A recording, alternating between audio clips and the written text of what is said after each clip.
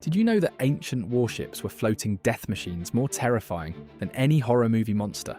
Picture this, a Quinquereme warship, longer than a football field, powered by 300 screaming rowers, charging straight at you through the fog of war. These weren't just boats, they were nightmares made of wood and bronze.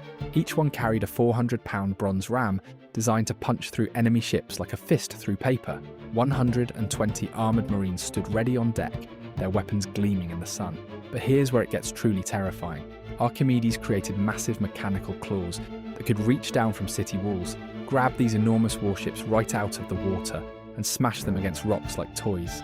Imagine being trapped inside as your ship gets lifted into the air by giant metal talons. A single Quinquereme cost more than building an entire small city. These ancient death machines were so complex and deadly, they rivaled modern warships. The ocean was their hunting ground, and no enemy vessel was safe from their bronze fangs.